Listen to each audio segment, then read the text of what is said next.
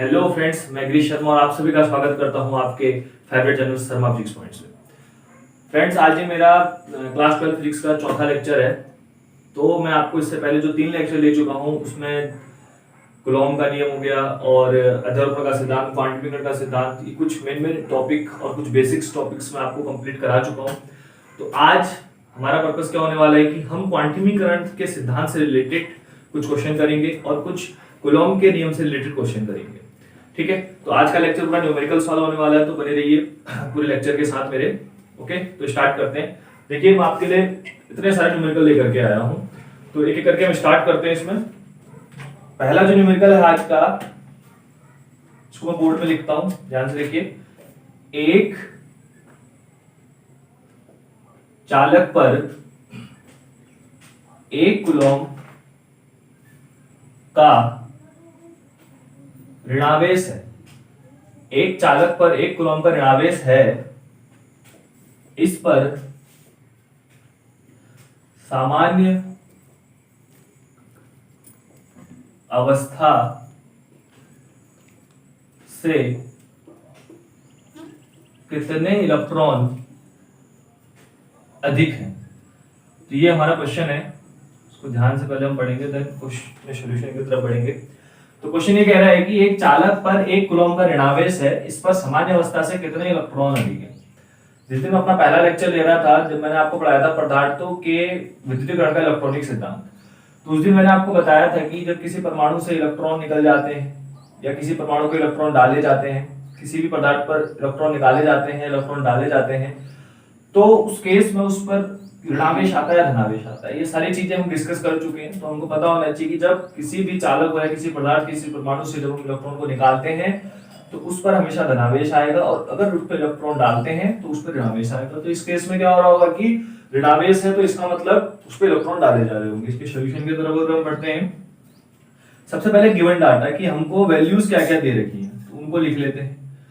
तो एक चालक पर 1 कूलॉम का ऋणावेश है, इसका मतलब ये जो वैल्यू दे रखी है 1 कूलॉम, कूलॉम आवेश का मात्रक होता है, इसका मतलब Q की वैल्यू दे रखी है। अब बोल रहा है कि इसमें सामान्य अवस्था से कितने इलेक्ट्रॉन अधिक है, क्योंकि सामान्य अवस्था में किसी भी चालक की बात कर लें, किसी भी परमाणु की हम बात कर लें, उस पर इलेक्ट्रॉन और प्रोटॉन की संख्या आपस में बराबर होती है। तो अभी सामान्य अवस्था से कितने इलेक्ट्रॉन अधिक है, मतलब इसमें n की वैल्यू हमको बतानी है, और E जो होता है, देखो कौन सा फॉर्मूला इस पर लगाने वाले हैं पहले लिख दूं, तो Q = Ne, क्वांटमीकरण के सिद्धांत वाला फॉर्मूला लगाने वाले हैं। Q हमको दे रखा है, E मूल आवेश होता है, इसकी वैल्यू होती है 1.6 × 10⁻⁻19 कूलॉम। तो n फाइंड आउट करना है, इलेक्ट्रॉन की संख्या, और n हमेशा पूर्णांक संख्या आनी चाहिए। जिस दिन मैं आपको क्वांटमीकरण का सिद्धांत पढ़ा रहा था उस दिन सारी चीजें मैंने आपको बताई थी। तो जो मूल आवेश इसमें E है, इसकी वैल्यू है 1.6 × 10⁻⁻19 कूलॉम, ये कांस्टेंट वैल्यू है, इसको अपना याद रखना है। और मूल आवेश होते क्या है कि किसी भी वस्तु पर पाया जाने वाला सबसे छोटा आवेश ही क्या कहलाता है, मूल आवेश कहलाता है। तो इस क्वेश्चन को सॉल्व करें। देखिए, Q की वैल्यू रख दी मैंने 1, n हमको फाइंड आउट करना है, इनटू E की वैल्यू रख लेते हैं 1.6 × 10⁻⁻19। अब ये n तो हमको चाहिए, तो ये जो चीज यहां बच रही है न्यूमेरिकल वैल्यू, उसको उठा करके 1 के नीचे ले आते हैं, क्योंकि वहां इनटू में तो यहां डिवाइड में आ जाएगा। 1.6 × 10⁻⁻19 इक्वल टू क्या बच गया अपने पास, n। नीचे जो पावर वाली वैल्यू है उसको ऊपर ले जाओ, 1/1.6, और 10 की पावर जब -19 ऊपर जाएगा तो 10 की पावर +19 हो जाएगा, इक्वल टू n। पॉइंट हटा के 0 बढ़ाया, 10/16 जो होता है 0.625 हो जाएगा, इनटू 10 की पावर 19 इक्वल टू n। तो इतने इलेक्ट्रॉन उस पर अधिक हैं, सामान्य अवस्था से इतने इलेक्ट्रॉन अधिक हैं, तब जाकर के उस पे 1 कूलॉम का ऋणावेश आएगा। तो इस प्रकार के क्वेश्चन को इस तरीके से सोचना है कि हमको आवेश दे रखा है, मतलब Q की वैल्यू दी है, मूल आवेश हमेशा पता होता है, जो भी इलेक्ट्रॉन की संख्या कम हो या ज्यादा हो, जो भी निकालनी है वो n होगा, और उसको इस तरीके से क्वांटमीकरण वाले फॉर्मूले में रख करके हमको n की वैल्यू निकाल लेनी है। ठीक है, तो फिर नेक्स्ट क्वेश्चन को करते हैं। नेक्स्ट क्वेश्चन भी क्वांटमीकरण के सिद्धांत से ही लूंगा। देखिए क्या है वो क्वेश्चन, उसको मैं बोर्ड में लिखता हूं। देखिए क्वेश्चन नंबर 2 क्या कहता है। क्वेश्चन नंबर 2 इसको देखिए कि एक धातु के टुकड़े से कितने इलेक्ट्रॉन हटाए जाएं कि एक धातु के टुकड़े से कितने इलेक्ट्रॉन हटाए जाएं कि उस पर 1 इंटू 10 की पावर माइनस 7 कूलम धनावेश शेष रह जाए। ठीक है, तो इस क्वेश्चन को सॉल्व करते हैं। देखिए, एक धातु का टुकड़ा दे रखा है जिसपे पूछ रहा है कि कितने इलेक्ट्रॉन उससे हम हटाएं कि उस पर 1 इंटू 10 की पावर माइनस 7 कूलम का धनावेश आ जाए। तो इस चीज को हम पहले डिस्कस कर चुके हैं कि यदि किसी भी परमाणु से, किसी भी चालक से, किसी भी पदार्थ से यदि हम इलेक्ट्रॉन को निकालेंगे तो उस पर धनावेश आएगा। अब ये बोल रहा है कि इतना धनावेश शेष रह जाए, कितने इलेक्ट्रॉन हम निकालें। तो Q की वैल्यू तो हमको दे रखी है, देखो गिवन वैल्यूज की यदि मैं बात करूं तो इसमें हमको ये दे रखा है कि इतना धनावेश शेष रह जाएगा। कूलम में दे रखा है, तो कूलम किसका मात्रक होता है, आवेश का। तो इसका मतलब 1 इंटू 10 की पावर माइनस 7 कूलम जो है अपने आवेश Q की वैल्यू है। ठीक है, फॉर्मूला वही क्वांटिमीटर का सिद्धांत हमें लगाना है, Q इक्वल टू NE। तो यहाँ पे n हमको फाइंड आउट करना है फिर से, और जो E है मूल आवेश है, और इसकी वैल्यू कितनी होगी 1.6 इंटू 10 की पावर माइनस 19 कूलम। ठीक हो गया। तो इसको क्या करो, गिवन वैल्यूज को फॉर्मूले में रख लो क्वांटिमीटर के सिद्धांत वाले। Q की वैल्यू है 1 इंटू 10 की power minus 7 equal to n into E की वैल्यू रखनी है 1.6 इंटू 10 की पावर माइनस 19।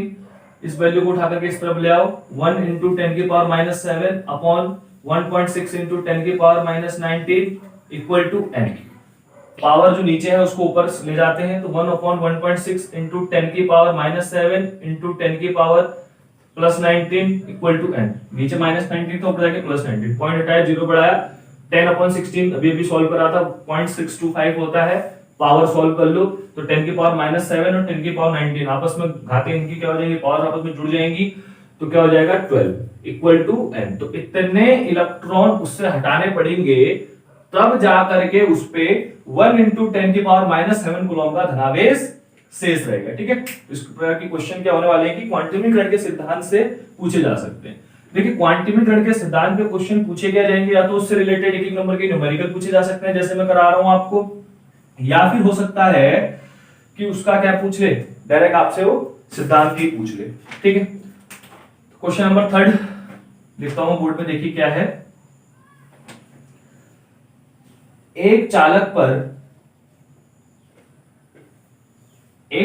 पर 2.4 इंटू 10 की पावर माइनस 18 कूलम, 2.4 इंटू 10 की पावर माइनस 18 कूलम धनावेश है। उस पर सामान्य अवस्था से कितने इलेक्ट्रॉन की अधिकता या कमी है। ठीक है, तो देखिए इसमें पहले ही बोल दिया कि भैया धनावेश है, चालक पर 2.4 इंटू 10 की पावर माइनस 18 कूलम का धनावेश है। तो धनावेश कब आता है, जब इलेक्ट्रॉन कम हो जाए, किसी से इलेक्ट्रॉन को निकाल ले हम लोग तो ही धनावेश आएगा। तो इसका मतलब साफ साफ ये बात है कि भैया इलेक्ट्रॉन की तो कमी होने वाली है, बट हमको फाइंड आउट ये करना है कि कितने इलेक्ट्रॉन की कमी होगी। तो ये जो वैल्यू दे रखी है, इतना धनावेश है कह रहा है, तो ये तो Q का काम करेगा 2.4 इंटू 10 की पावर माइनस 18 कूलम। ओके, अब वही n इलेक्ट्रॉन कितने कम हो गए वो फाइंड आउट करना है, और E हमें हमेशा पता होता है 1.6 इंटू 10 की पावर माइनस 19 कूलम, और हमको फॉर्मूला पता है Q इक्वल टू NE, क्वांटिमीकरण का सिद्धांत। Q की वैल्यू दे रखी है 2.4 इंटू 10 की power minus 18 equal to n into n हमको फाइंड आउट करना है कि कितने इलेक्ट्रॉन कम हो गए, और मूल आवेश की वैल्यू होती है 1.6 इंटू 10 की पावर माइनस 19। इस वैल्यू को उठा करके इस तरफ ले आते हैं, 2.4 इंटू 10 की पावर माइनस 18 अपॉन ये वैल्यू इधर आ गई 1.6 इंटू 10 की power minus 19 equal to n। Point से पॉइंट हटा दिया, 24 और 16 को आपस में हम कट करते हैं, 4 छंग 24, 4 चक्को 16, 2 दूनी 4, 2 3 6, मतलब 3/2 आ रही सॉल्व करके, और पावर को आपस में सॉल्व करो, 10 की पावर माइनस 18 इंटू 10 की पावर प्लस 19, क्योंकि 10 की पावर माइनस 19 जब ऊपर चले जाएगा तो प्लस 19 हो जाएगा। 3/2 कितना होता है 1.5। पावर को सॉल्व कर लेंगे, दो घाते आपस में जुड़ जाएंगी इनकी, तो 10 की पावर 1 बचेगा। 1.5 इक्वल टू 10 की पावर 1 मतलब 10 इक्वल टू n। 1.5 इंटू 10 अगर करते हैं तो 15 आ जाएगा इक्वल टू n। तो 15 इलेक्ट्रॉन की कमी होगी। जब किसी भी चालक पर 2.4 इंटू 10 की पावर माइनस 18 कूलम का धनावेश होगा तो उस पर 15 इलेक्ट्रॉनों की क्या हो जाएगी, कमी हो जाएगी। इस प्रकार के क्वेश्चन भी अपने से पूछे जा सकते हैं। ठीक है, चलो नेक्स्ट क्वेश्चन की तरफ देखते हैं। क्या है नेक्स्ट क्वेश्चन अपना, इस टाइप के क्वेश्चन पूछे जाएंगे अपने बोर्ड एग्जाम में, इससे टफ तो नहीं आएगा कुछ। अगर क्वांटम के सिद्धांत से रिलेटेड कुछ क्वेश्चन आते हैं न्यूमेरिकल, तो इसी टाइप के न्यूमेरिकल आएंगे। ठीक है, थोड़ा सा अलग न्यूमेरिकल ले लेते हैं हम लोग। चौथा नंबर अपना देखिए क्या है, एक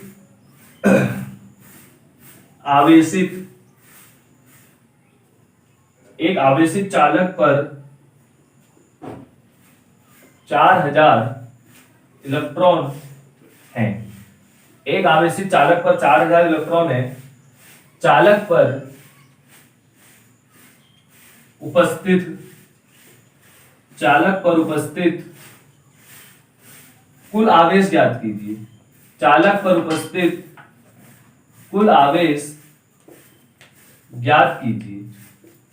चालक पर उपस्थित कुल आवेश ज्ञात हमको करने हैं। देखिए कैसे होगा इसका सॉल्यूशन। इस क्वेश्चन में क्या है कि हमको अब आवेश की तरफ जाना है। अब तक क्या हो रहा था कि हमको आवेश दे रखा था, वहां से इलेक्ट्रॉन की तरफ जाना था।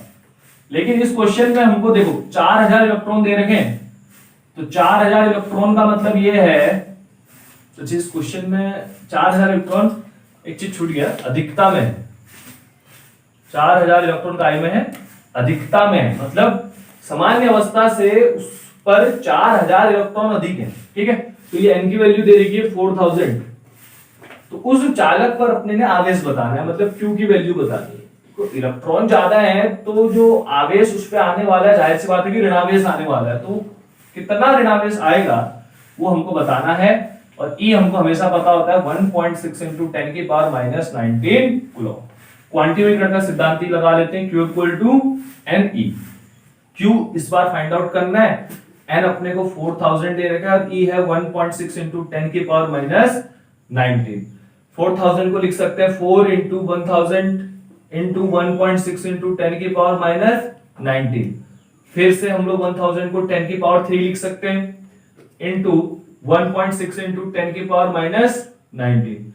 पावर वालों को एक साइड ले जाओ, बिना पावर वालों को एक साइड लाओ, तो 1.6 एक तरफ, 4 इंटू 1.6 को एक तरफ ले लिए इंटू, और इनको एक साथ ले लिए पावर वालों को। तो 1.6 इंटू 4 अगर करते हैं तो 6.4 आ जाएगा, इंटू पावर को सोल्व कर लेंगे तो 10 की पावर माइनस 16 बचेगा। तो इतना कूलम ऋणावेश उस चालक पर आ जाएगा, क्योंकि ये 4000 इलेक्ट्रॉन अधिकता में है। ये मैं क्वेश्चन में लिखाना भूल गया था, लेकिन बाद में लिख दिया ये कि 4000 इलेक्ट्रॉन काय में है, अधिकता में है। तो इलेक्ट्रॉन अधिकता में है कहने का मतलब है कि भैया उस पर ऋणावेश आने वाला है, क्योंकि जब इलेक्ट्रॉन अधिक होते हैं तो किसी भी चालक के ऊपर क्या आता है, ऋणावेश आता है। ठीक है, तो अपने नेक्स्ट क्वेश्चन की तरफ बढ़ते हैं। क्वेश्चन अच्छा था। इस क्वेश्चन में क्या था कि n से q की तरफ गए, लेकिन इससे पहले जो 3 क्वेश्चन कर रहे थे उसमें q से n की तरफ गए थे। ठीक है, देखिए क्वेश्चन नंबर 5 लेता हूं मैं, आवेश के क्वांटीमीकरण से ही ले लेते हैं एक और क्वेश्चन। हमको बताना है अल्फा कण पर आवेश बताइए। अल्फा कण पर आवेश बताइए। ओके, अल्फा कण पर आवेश बताना है, तो अल्फा कण पर आवेश बताने के लिए Q इक्वल टू NE का सहारा ले लेते हैं। ठीक है, तो Q बताना है NE, तो E तो मूल आवेश होता है, उसकी कोई दिक्कत नहीं है। N क्या होगा अल्फा कण के लिए, तो N की मैं बात करूं अल्फा कण के लिए, तो N अल्फा कण जो होता है वो आप बिल्कुल सेम हीलियम के जैसा उसका प्रॉपर्टी होती है। हीलियम की जैसी प्रॉपर्टी होती है किसकी, अल्फा कण की जो प्रॉपर्टी होती है सेम हीलियम का परमाणु क्रमांक एटॉमिक नंबर कितना होता है 2, तो उस पे कितने इलेक्ट्रॉन होते हैं 2, क्योंकि हमको ये पता है कि किसी भी परमाणु में उतने ही इलेक्ट्रॉन होते हैं जितना कि उसका परमाणु क्रमांक होता है। तो अल्फा कण को मैं बोल रहा हूं कि भैया ये बिल्कुल हीलियम की जैसी इसकी प्रॉपर्टी है, तो इस पे कितने इलेक्ट्रॉन होने वाले हैं 2, तो n की वैल्यू इस पे कितनी होने वाली है अल्फा कण पर 2। ये याद रखने वाली बात है कि भैया n की वैल्यू जो होती है अल्फा कण के लिए वो 2 होगी। ओके, और E तो हमको हमेशा पता होता है जो कि कांस्टेंट वैल्यू 1.6 into 10 की पावर माइनस 19 कूलम, तो Q बता देना है यहां से Q equal to N। n की वैल्यू 2 और e की वैल्यू 1.6 इंटू 10 की पावर माइनस 19। तो इसको सॉल्व कर लेते हैं, तो 3.2 इंटू 10 की पावर माइनस 19। तो ये रहा अपना q अल्फा कण पर, और इसको याद भी रखना है, ठीक है। कई क्वेश्चनों में डायरेक्टली पूछा जा सकता है एक एक नंबर पे। ओके, तो ये तो कुछ क्वेश्चन हमारे रहे क्वांटिमीकरण के सिद्धांत से रिलेटेड। अब कुछ क्वेश्चन हम लोग उठाते हैं कूलॉम के नियम से रिलेटेड, ठीक है। अब क्या करते हैं, कुछ क्वेश्चन अपने कूलॉम के नियम से ले लेते हैं। तो कूलॉम के नियम का जो हमारे क्वेश्चन नंबर 6 है, कूलॉम के नियम से रिलेटेड दो क्वेश्चन लेता हूं। तो क्वेश्चन देखो, वायु में एक दूसरे से 30 सेंटीमीटर की दूरी पर 30 सेंटीमीटर की दूरी पर रखे दो 30 सेंटीमीटर की दूरी पर रखे दो आवेशित गोलों पर क्रमशः 2 इंटू 10 की पावर माइनस 7 तथा 3 इंटू 10 की पावर माइनस 7 कूलॉम आवेश हैं। उनके बीच बल की गणना कीजिए।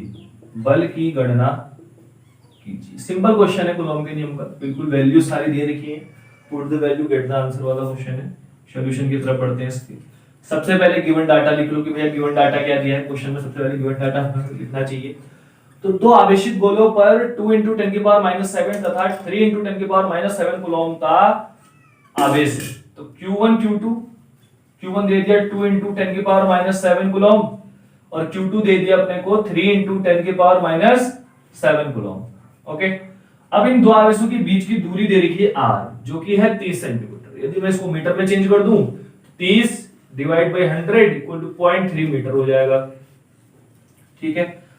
अब हमको बल बताना है इनके बीच में। तो कूलॉम का नियम यहाँ पे बड़े इजीली लग जाएगा। फॉर्मूला क्या होता है जब कूलॉम का नियम का फॉर्मूला क्या होता है जब दो आवेश वायु में रखे होते हैं? तो 1/4 pi epsilon 0 Q1 Q2 upon r square, ये होता है फॉर्मूला। और इसकी वैल्यू क्या होती है? 1/4 पाई एप्सिलॉन 0 की वैल्यू क्या होती है? 9 इंटू 10 की पावर 9 इंटू Q1 की वैल्यू दे रखी है 2 इंटू 10 की पावर माइनस 7 इंटू Q2 की वैल्यू दी है, Q2 की वैल्यू कितनी दी है? 3 इंटू 10 की पावर माइनस 7 अपॉन 0.3 का स्क्वायर। अब इसमें क्या करो कि जो इसको सॉल्व करने का तरीका क्या है कि भैया आप जो बिना पावर वाली वैल्यूज है उनको एक साइड को ले लो और पावर वाली वैल्यूज को एक साइड को ले लो। तो 9 इंटू 2 इंटू 3 अपॉन 0.3 इंटू 0.3, 0.3 के स्क्वायर को 0.3 इंटू 0.3 लिख लिया। ऊपर जितनी भी पावर है उसको एक साथ लिख लेता हूं, 10 की पावर 9, 10 की पावर माइनस 7, 10 की पावर माइनस 7। देखो पॉइंट से 3 का 0 बढ़ा दिया, पॉइंट काटा तो ऊपर 0 बढ़ेगा, पॉइंट काटा फिर 0 बढ़ा दिया, 3 दिया 9, 3 से फिर से 3 कट गया, ठीक। तो 2 इंटू 300 ये बचा। पावर को सॉल्व कर लो तो 10 की पावर 9 माइनस 7 पावर आपस में जुड़ जाती है तो चिन्हों के साथ उनको जोड़ दिया। 2 इंटू 300 को लिख लिया 3 इंटू 100 और 10 की पावर इसको सॉल्व कर लेंगे तो कितना हो जाएगा? ये 9 माइनस 7 माइनस ये हो गया माइनस 7 माइनस 14, उसमें से 9 घटाएगा तो 10 की पावर माइनस 5 बच जाएगा, ठीक।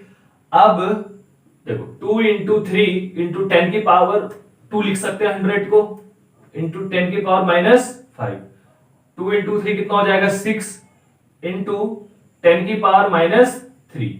तो इतना न्यूटन का फोर्स लगेगा। बल का मतलब न्यूटन होता है, तो उन दो आवेशों के बीच में कितने न्यूटन का फोर्स लगेगा? 6 इंटू 10 की पावर माइनस 3।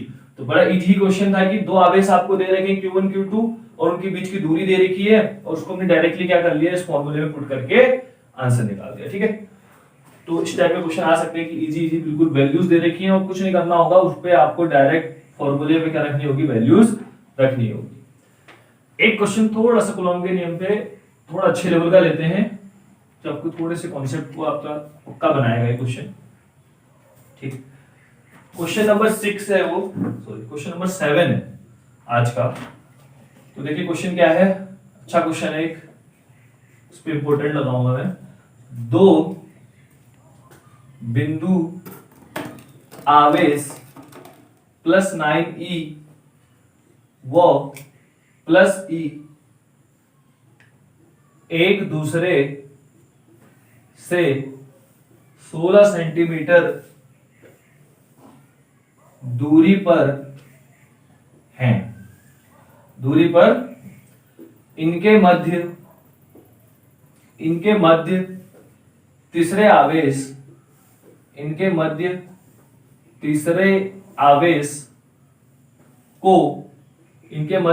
आवेश को कहां पर रखा जाएगी, वह आवेश संतुलन में ओके।